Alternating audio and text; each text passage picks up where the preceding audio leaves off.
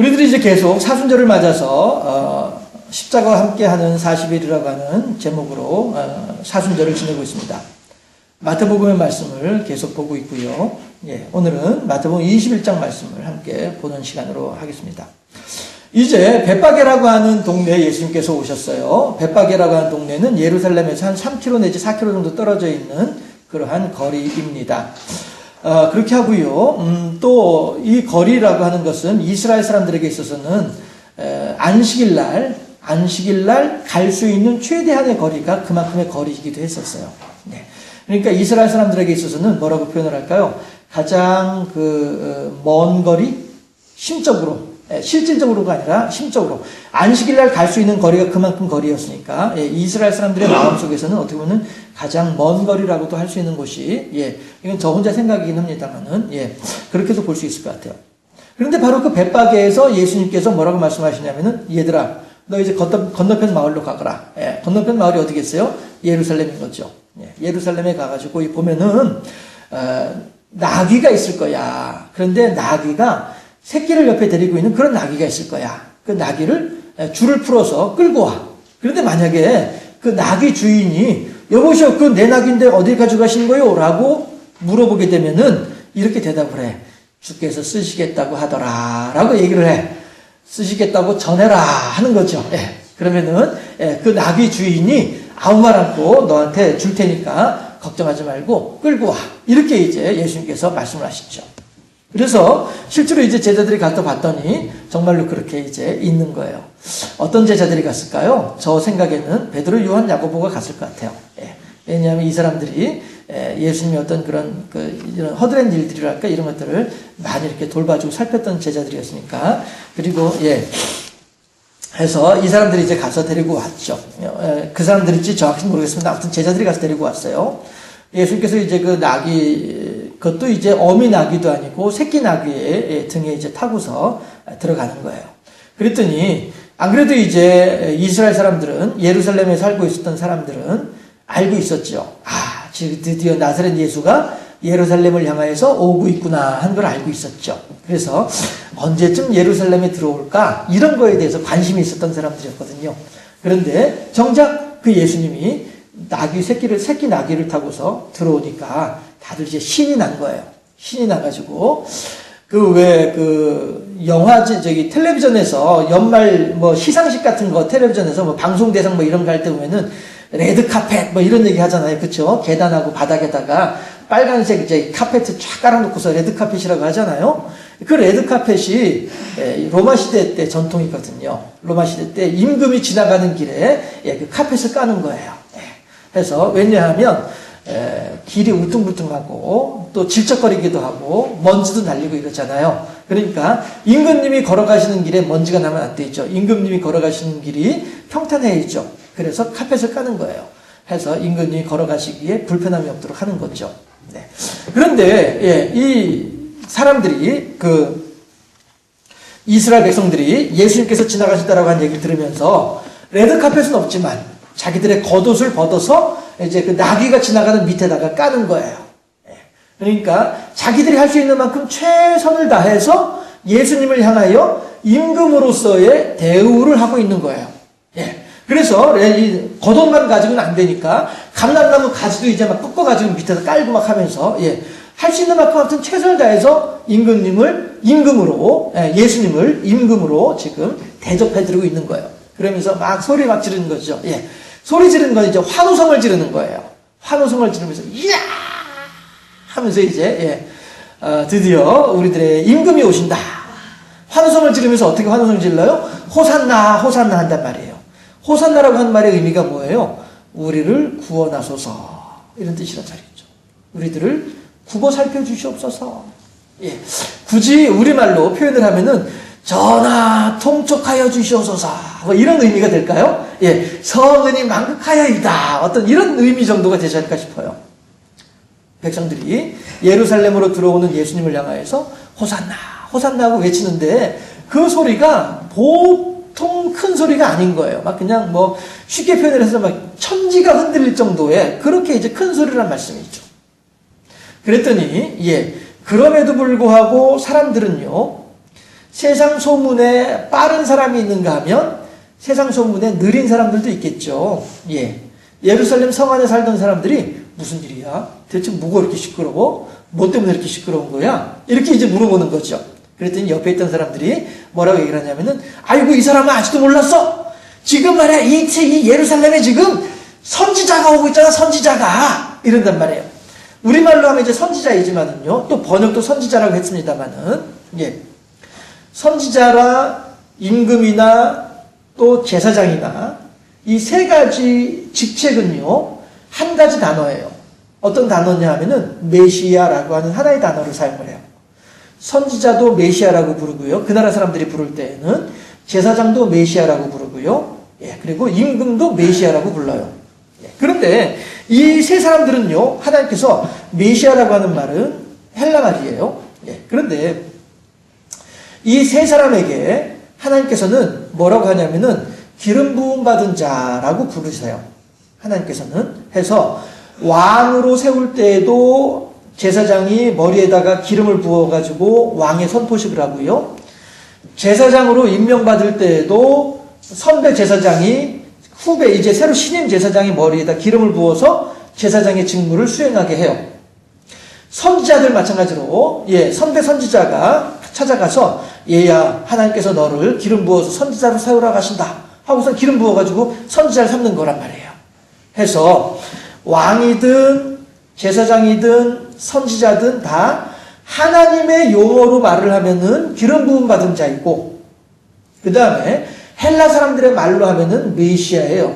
그런데 우리들이 메시아가 무슨 뜻인지 알죠? 핸델의 오라토리오 메시아. 할렐루야, 할렐루야. 그 메시아라는 말씀이에요. 해서 메시아라고 하는 말을 우리들이 요즘 들어서 우리나라에서 다 새롭게 어떻게 번역을 하느냐 하면은 구세주라고 하는 말로 메시아라는 말을 번역을 하지만, 성경에서는 메시아라고 하는 말이 이렇게 쓰였더라는 거예요. 왕도 메시아라고 불렀고, 예전에요. 2000여 년 전에 왕도 메시아라고 불렀고, 제사장도 메시아라고 불렀고, 선지자도 메시아라고 불렀던 거예요. 자, 그러면 오늘 본문에서 예루살렘에 살고 있는 사람들이 여보게 뭐 이렇게 소란스러워? 대체 누구 때문에 이렇게 시끄러운 거야? 라고 말을 할 때에 소문에 빠른 사람이 뭐라고 이러냐면은, 아이 몰랐어? 지금 메시아가 오고 있잖아, 메시아가. 이렇게 부르게 된 거죠. 메시아. 선지자가 오고 있잖아. 성경에서는 선지자가 오고 있잖아 라고 설명을 하고 있습니다만은 그 사람들이 말하는 거를 발음한 것 가지고 얘기를 하면은 메시아가 오고 있다라고 말을 한단 말이죠. 그러니까 이 이스라엘 백성들이요, 예수님께서 예루살렘에 들어오시는 것에 대해서 이렇게 기뻐하고 즐거워하고 거의 뭐 미친 듯이 이렇게 환호성을 지르는 이유가 왜냐하면 지금 나귀 새끼를 타고 들어오고 있는 저 예수님, 나사렛 출신의 갈릴리 나사렛 출신의 저 예수님, 저 양반이 인물은 인물이야. 개천에서 용났어.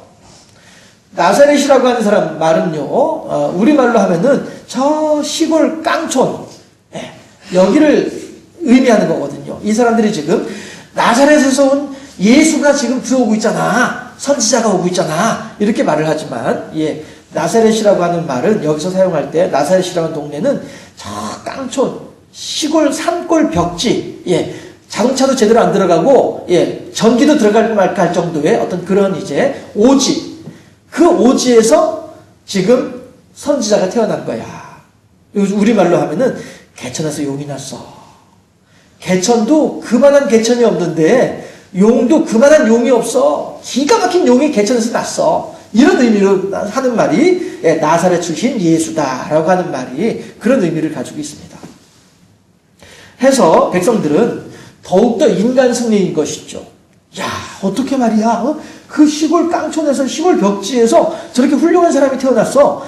우리들은요, 인간 승리의 스토리에는 사람들이 다들 관심이 더 많이 가잖아요. 그렇죠? 백성들은 그래서 더 예수님께서 예루살렘에 들어오는 것에 대해서 환호를 하고 기뻐하고 즐거워하고 있습니다. 왜냐하면 그 사람은 가난한 사람들의 사정과 형편을 잘 알고 있는 사람이에요. 그리고 소문에 듣다 보니까 그 사람에게는 온갖 기묘한 능력들을 다 가지고 있다고 해요. 그러니까 그 능력을 가지고 우리들 가난하고 헐벗고 못 배우고 억울한 일 당하고 이리 치이고 저리 치이고 하는 이런 우리들의 심정을 누구 봐서도 잘 알고 있는 그 사람이, 그 분이 하나님으로부터 희한한 능력을 받았으니까 그 능력을 가지고 로마의 총독 빌라도, 그 다음에 로마 황제에게 아부하고 뇌물 바쳐서 이 유대 땅의 임금으로 임명받고 있는 저 헤롯, 아울러서 잘난 체하고 거들먹거리면서 우리들 서민들을 못살게 굴고 귀찮게 굴고 무시하고 하대하고 함부로 하던 종교 지도자들, 이런 사람들을 저 예수님께서 우리들의 편에서 우리들 같이 헐벗고 못 배우고 이리 치고 저리 치고 고통당하고 힘들어하고 억울한 일 만나고 우리들의 편에 서가지고 우리들을 괴롭히는 그 모든 사람들을 싹 다 몰아내 줄 것이다. 이 소망을 가지고 있는 거란 말이죠. 이거에 대한 기대감을 가지고 예수님께서 들어오실 때에 할렐루야, 호산나, 호산나 외치고 있더라 하는 것입니다. 여러분, 우리들이 이 자리에 왜 있습니까? 여러분들은 왜 예수를 믿으시죠? 어째서 여러분들은 하나님을 향한 신앙을 간직하게 되셨습니까? 신앙생활하던 그 첫 번째 출발점이 뭐였습니까? 저는요, 성탄절날 집에 있기 싫어서였어요. 크리스마스 날 집에 와서 텔레비전만 보면서 지내려니까 너무 싫더라고요. 그래서 교회 갔어요. 그게 제 신앙생활의 첫 걸음이었었어요. 여러분들은 무엇 때문에 교회 나오셨어요? 아유, 글쎄 시집을 와보니까 말이야, 시어머니가 교회를 다니면서 말이야, 나한테 교회 안 가면 안 된다고 그렇게 얼마나 서슬이 설해가지고 그래서 내가 교회 다녔잖아. 이런 분들도 계실 거고요. 예. 아우, 내가 몸이 아파가지고, 제가 한 번씩 말씀드리죠? 예. 시어머니가, 죽은 사람 소원도 들어준다는데 싶어가지고, 며느리가 죽기 직전인 거예요. 시어머니 판단에는 저 며느리는 반드시 죽어요. 오늘 내일 하고 있어요. 그런데 그 며느리가 뭐라고 얘기를 하냐면은, 어머니, 저 동네에 있는 교회에서 오늘 기도원에 간다고 하는데, 저도 생전 교회 한번 가본 적 없지만, 그 기도원 간다는 그 사람들 따라서 한번 같이 가보고 싶어요. 이랬단 말이에요. 그랬더니 어쩌면 시어머니 생각에는 그래, 송장을 치러도 집에서 치르는 것보다 밖에서 치르자, 이렇게 생각했는지도 몰라요. 다녀와라 이런 거죠. 그랬는데 그렇게 했던 양반이 가가지고 그날 점심에 아궁이에 불 떼가지고, 가마솥에 불 떼가지고 그 교인들 점심 대접을 했다는 거예요. 이래서 교회를 다니면서 신앙생활을 하기 시작하겠다, 이렇게 고백하시는 권사님도 제가 만나본 적도 있었어요. 또 어떤 사람들은 내가 교회 안 가려고 말이야, 그렇게 뺀질뺀질 도망다니고 말이야, 피해 다니고 했는데 말이야, 아이고, 내 직장 상사가 얼마나 나를 귀찮게 하는지 말이야, 그래서 교회 다니기 시작했잖아. 이렇게 하는 분들도 계실 거예요. 여러분들 무엇 때문에 교회 다니세요? 예, 무슨 목적을 가지고 교회를 나오기 시작하셨어요? 예, 오늘 예루살렘 성 입구에서 예수님을 환영하고 있는 이 백성들은 바로 이 목적 때문이었어요.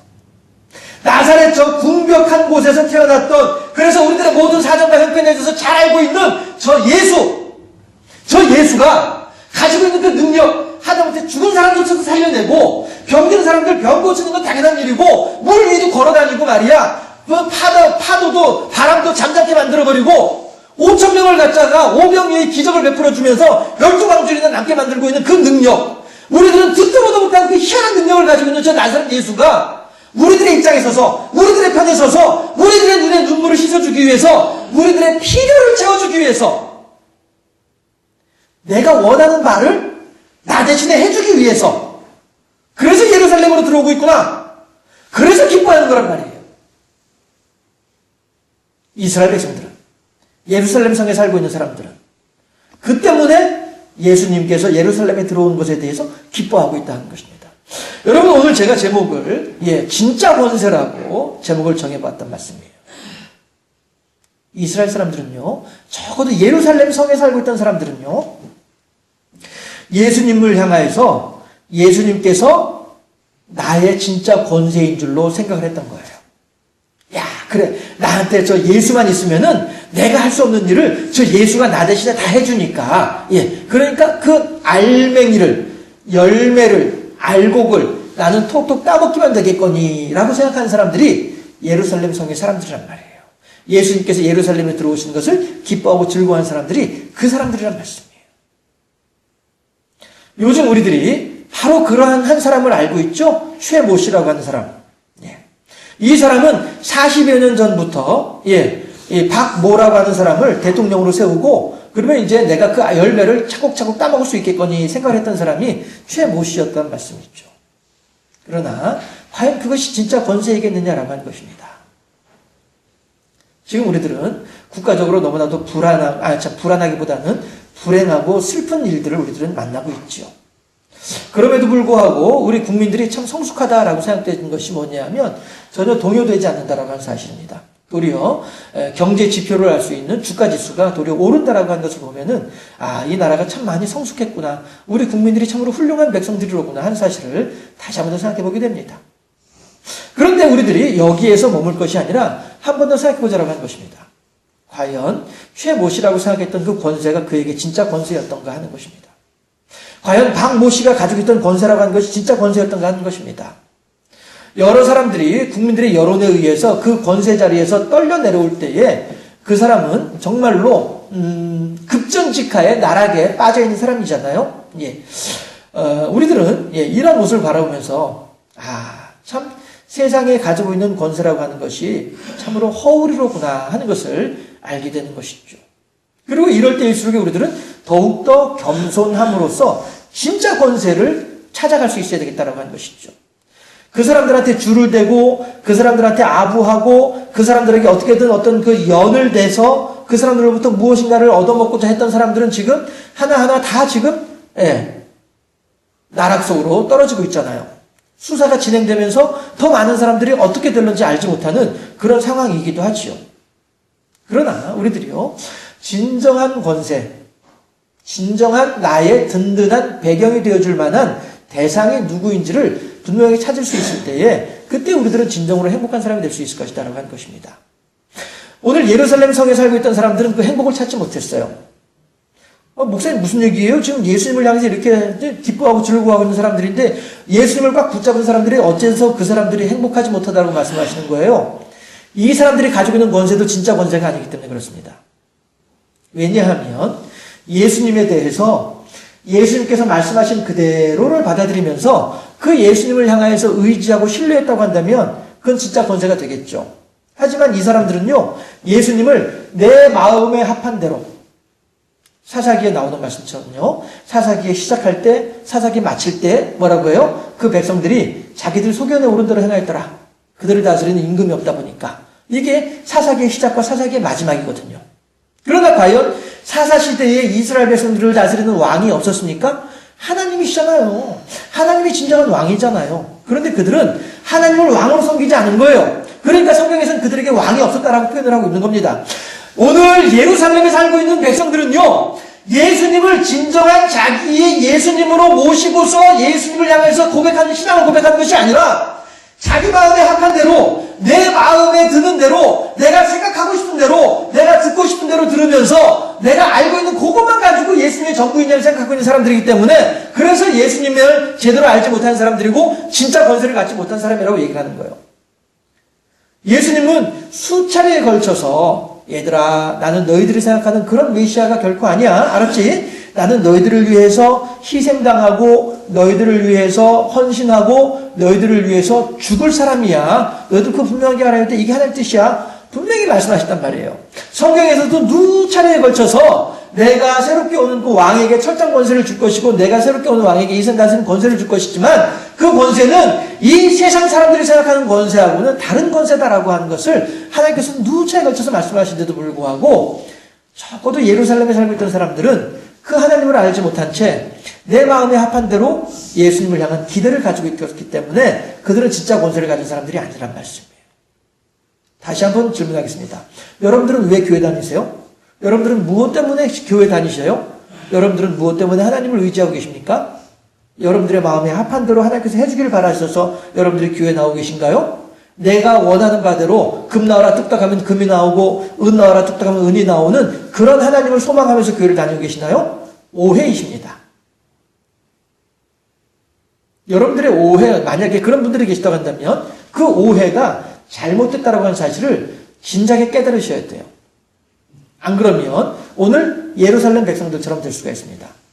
예루살렘 백성들이 어떻게 합니까? 곧바로 며칠이 안 되어가지고 빌라도를 향하여서 예수님 십자가에 못 박으라고 소리치던 사람들이 바로 이 사람들이란 말이에요.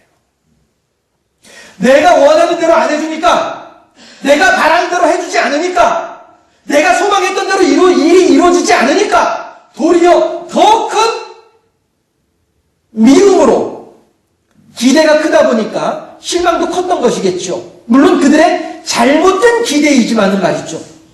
큰 기대가 무너지고 나니까 더 큰 실망감으로 예수님을 향하여서 미워하고 증오하면서 저 젊은 나사렛 예수의 피를 나와 우리들의 후손들에게 돌리시오라고 하면서까지도 나사렛 예수를 저주하면서 십자가에 못 박으라고 소리쳤던 사람들이 예루살렘 성에 살고 있던 사람들이란 말이에요.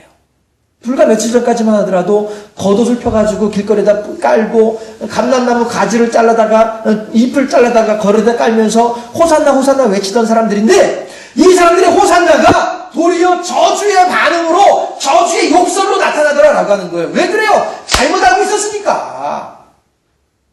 진짜 권세를 갖지 못했으니까. 우리들 가운데 하나님을 믿으면서 신앙생활을 하면서 내 소원 성취를 위해서 하나님을 믿고자 하는 사람들이 계신가요? 내 소원 성취를 위해서 기도하신 분들이 계신가요? 바꾸시기 바랍니다. 혹이라도 예루살렘 백성들 같이 도리어 하나님 보시기에 가증한 자리에 올마앉지 않을까 걱정됩니다. 우리들이 하나님을 믿고 우리들이 신앙생활을 하며 우리가 교회 나와서 예배드리는 이유는 무엇을 바라서가 아니라 이미 받은 바가 내가 크기 때문입니다. 무엇을 받았나요? 에이, 목사님 대체 무슨 말 하는 거예요? 내가 하나님께 받은 게 하나도 없구만. 내가 그렇게 말하면 몇 년 동안, 몇십 년 동안 기도를 해도 말은 응답도 되지 않고 있구만. 뭘 받았다고 하시는 거예요? 아니에요. 너무나도 많은 걸 받았습니다. 몇십 년 동안 기도할 수 있는 믿음을 받으셨잖아요. 그렇잖아요? 몇십 년 동안이라도 내가 그 기도가 응답되지 않았음에도 불구하고 하나님 하면서 하나님에서 외칠 수 있는 믿음, 이걸 여러분들 가지고 계시잖아요. 그 믿음 없는 사람은요, 단 한 번, 두 번 기도하고 난 뒤에도 에이, 기도 응답 안 되네, 하나님 없네, 나 교회 안 다녀. 그렇지 않나요?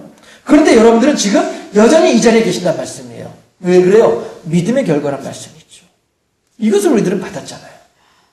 무엇보다도 몇십 년 동안 여러분들은 이 세상 떠나가지 아니하고 여전히 이 세상에 계세요. 몇십 년 동안 여러분들은 이 세상 가운데에서 여전히 호흡하고 계시고요. 몇십 년 동안 여러분들은 여전히 이 세상에서 오늘 하루 건강히 일어나셨어요. 남의 손 의지하지 않고 내가 알아서 일어났어요. 이것이 우리들에게는 큰 복이란 말씀이죠. 왜 그래요? 내가 하루하루 살아가는 가운데 내 안에 역사하신 하나님의 사랑에 대해서 몇십 년 전보다는 지금 조금이라도 더 많이 알게 됐잖아요. 이게 복이죠. 내가 몇십 년 전에 그냥 죽었어 봐요. 이러한 하나님의 은혜와 사랑도 알지 못하고 그냥 죽었어 봐요. 얼마나 불행한 인생이 되겠어요. 그런데 그때 죽지 아니하고 지금까지 살아있으면서 하나님께서 내게 이런 은혜도 베풀어 주셨구나. 하나님께서 내게 이런 사랑도 베풀어 주셨구나. 내가 비록 몇십 년 동안 그거에 대해서 기도할 때 그 기도는 응답되지 않았지만은 그럼에도 불구하고 나머지 99가지가 다 내게 이루어지고 있구나. 하나님 나를 향한 사랑이 이렇게도 크구나. 얼마나 감사한지. 이걸 우리들은 알고 있잖아요. 우리들은요, 너무나도 많은 것들을 받고 있어요. 하나님으로부터. 우리들은 이 자리에 나와가지고 하나님한테 이거 주세요 라고 할 필요가 없는 정도로 하나님께서 우리들에게 너무나도 많은 것들을 베풀어주고 계신다는 말씀이죠.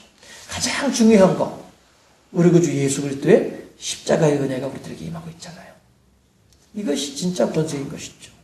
이것이 진짜 힘인 거예요.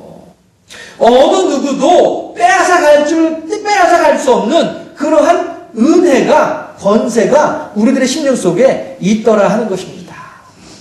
녹도 슬지 않고요, 도둑도 맞지 않는 것이 우리들의 심령이더라라고 하는 것이죠.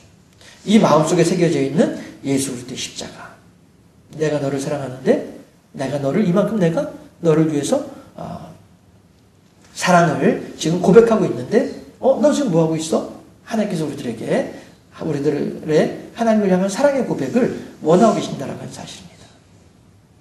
여러분들, 예루살렘 성에 살고 있었던 사람들은요, 예수님을 향하여서 어느 누구보다도 열렬하게 예수님을 환영했지만 또한 어느 누구보다도 극렬하게 예수님을 저주했던 사람들이 그 사람들이었어요. 왜 그래요?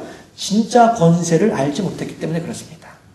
그러나 적어도 이 경주생명생교회에 있는 여러분들의 만큼이라도 진짜 권세가 무엇인지를 헤아리시고 진정으로 그 하나님을 나의 힘으로 삼고 진정으로 그 예수님을 나의 힘으로 삼아서 어느 누구보다도 권세자로서 이 세상을 살아가는, 아이고, 나한테 돈이 없는데 무슨, 나한테 건강이 없는데 무슨, 나한테 이것도 안 되고 저것도 안 되고 아무것도 안 되고 있는데 무슨, 아니란 것이죠. 지금 내가 소망하고 있는 것들은 다 어떻게 보면 나한테는 가짜 권세란 말씀이죠.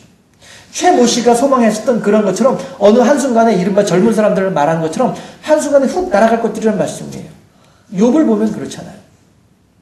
우리들의 마음속에 새겨져 있는 하나님의 은혜와 사랑은요, 결코 날아가지 않습니다. 이것이 진짜 우리들에게 힘이 되어지고 이것이 진짜 우리들의 권세가 되어져서 하나님과 나와의 관계가 더욱더 돈독해지고 나의 하나님을 향한 사랑이 더욱더 아름다워지며 내 마음속에 임한 하나님의 은혜가 더욱더 풍성해지게 된다고 한다면 이 권세는 어느 누구도 빼앗아갈 수 없습니다. 이 힘은 어느 누구도 건드릴 수 없습니다. 도리어 건드리면 건드릴수록 더욱더 강건해지고 더욱더 굳건해지고 더욱더 견고해지겠죠. 진짜 권세를 가지고 예루살렘 사람들의 오해가 아닌 하나님을 향한 아름다운 찬양으로서 하나님께 영광을 드리고 하나님을 사랑하며 하나님을 기쁘시게 하는 가운데 어느 누구보다도 행복한 이 세상을 살아가는 진짜 권세자로 세워지는 우리 모두가 되어질 수 있기를 주님의 이름으로 축원합니다. 기도하겠습니다.